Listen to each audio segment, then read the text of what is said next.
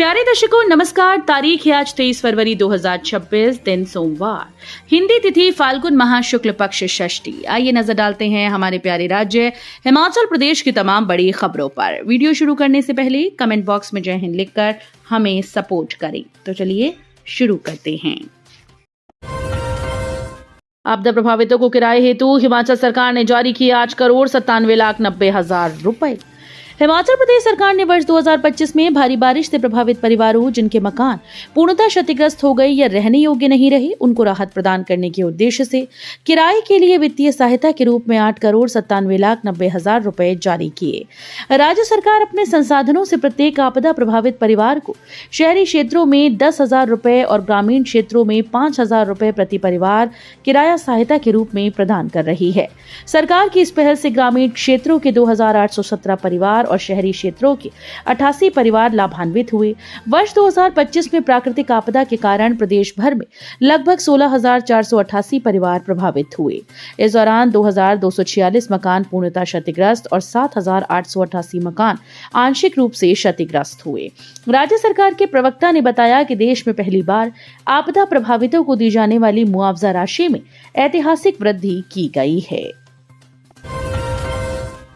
हिमाचल प्रदेश में HRTC buses में him card हुआ अनिवार्य, तो 1 अप्रैल से नहीं कर सकेंगे मुफ्त व रियायती यात्रा। हिमाचल प्रदेश में निःशुल्क और रियायती बस यात्रा का लाभ लेने वालों के लिए बड़ी खबर है। राज्य पथ परिवहन निगम प्रबंधन ने स्पष्ट कर दिया कि 1 अप्रैल 2026 से केवल वैध हिम बस कार्ड पास धारकों को ही मुफ्त या रियायती यात्रा की सुविधा मिलेगी। जिन महिलाओं या अन्य पात्र नागरिकों ने अभी तक पंजीकरण नहीं करवाया, उन्हें 1 अप्रैल से पूरा किराया चुकाना पड़ सकता है। राज्य सरकार के निर्देशों के अनुसार हिम बस कार्ड के पंजीकरण की अंतिम तिथि को बढ़ाकर 31 मार्च 2026 कर दिया गया है। निगम ने इसे अंतिम मौका बताते हुए सभी पात्र लाभार्थियों से समय रहते आवेदन करने की अपील की है। हिमाचल प्रदेश में बिजली की दरें बढ़ाने पर बहस तेज। जन सुनवाई में हुआ खूब हंगामा। अब 24 फरवरी पर टिकी निगाहें। हिमाचल प्रदेश में बिजली की प्रस्तावित नई दरों को लेकर बहस तेज हो गई। राज्य में बिजली दरों के पुनर्निर्धारण के लिए दायर याचिका पर अंतिम जनसुनवाई 24 फरवरी को धर्मशाला में आयोजित की जाएगी। इससे पहले शिमला में घरेलू उपभोक्ताओं और बद्दी में औद्योगिक उपभोक्ताओं की सुनवाई पूर्ण हो चुकी है। अब धर्मशाला में होने वाली सुनवाई के बाद नियामक आयोग नई दरों पर अंतिम फैसला लेगा। बिजली दरों में संभावित बढ़ोतरी को लेकर उपभोक्ताओं में असंतोष देखा जा रहा है। स्कूल्स में अध्यापक बच्चे उगाएंगे मशरूम, मिड डे मील में परोसेंगे। योजना का नाम मिशन व्हाइट अम्ब्रेला। स्कूल्स में मिड डे मील में अब बच्चों को प्रोटीन से भरपूर मशरूम मिलेगी। इसमें खास बात यह है कि ये मशरूम स्कूल में ही उगाई जाएगी। ये अनूठी पहल प्रारंभिक चरण में जिला सोलन से शुरू की गई। कुंभ अनुसंधान केंद्र और निदेशालय के विशेषज्ञ अध्यापकों को मशरूम तैयार करने का प्रशिक्षण देगी। इसके बाद इसे स्कूल में भी तैयार किया जाएगा। एमडीएम जिला नोडल अधिकारी राजकुमार पराशर ने बताया कि बच्चों को स्कूल में तैयार ताजा मशरूम परोसा जाएगा। इसके लिए स्कूल्स में न्यूट्रिशन गार्डन के तहत मशरूम तैयार होगी। इसे मिशन व्हाइट अम्ब्रेला का नाम दिया गया है। कफ सिरप बेचने से पहले ऐप में दर्ज करनी होगी पेशेंट की डिटेल। प्रदेश में अब खांसी की बीमारी से संबंधित कोई भी कफ सिरप बेचने पर मरीज की पूरी डिटेल मेडिकल स्टोर संचालकों को देना अनिवार्य होगी।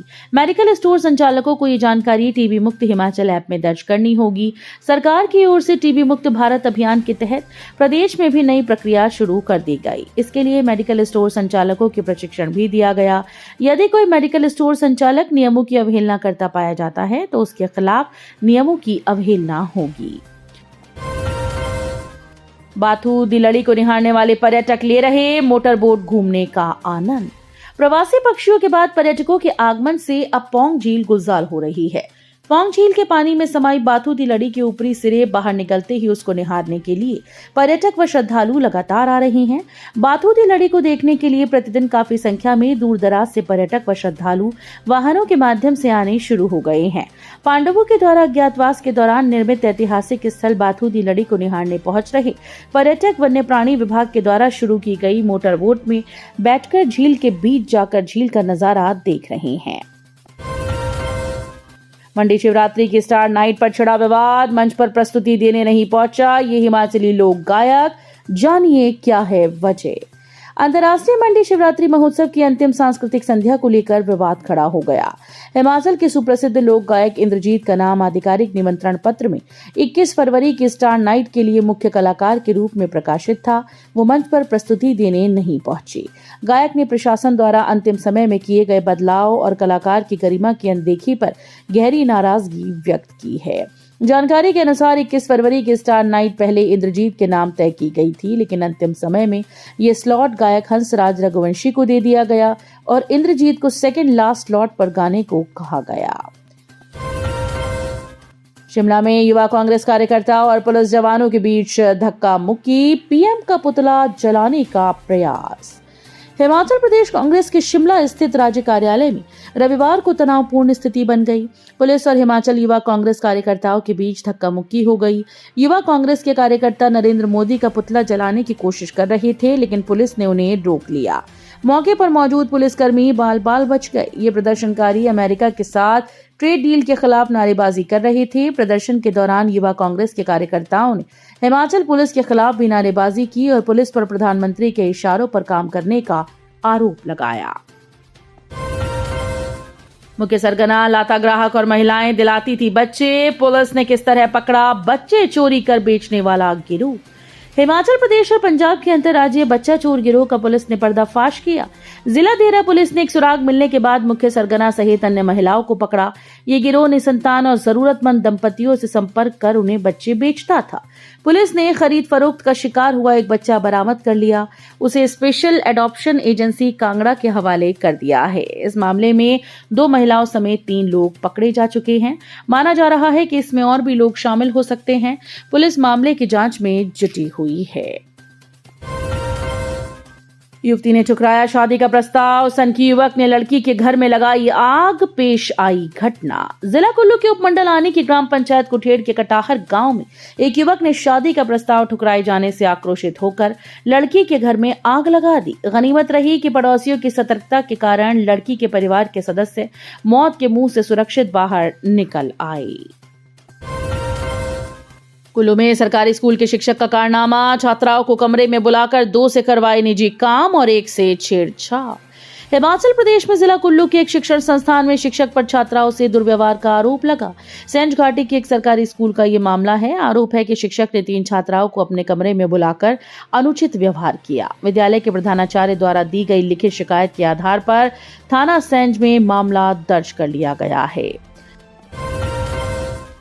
पुलिस ने नाकाबंदी पर टैक्सी से पकड़ी चरस की बड़ी खेप, मंडी कुल्लू के 4 तस्कर गिरफ्तार। हिमाचल प्रदेश में नशा माफिया के खिलाफ चलाए जा रहे अभियान में बिलासपुर पुलिस को बड़ी सफलता हाथ लगी। थाना स्वारघाट की टीम ने नाकाबंदी के दौरान एक टैक्सी से भारी मात्रा में चरस बरामद की।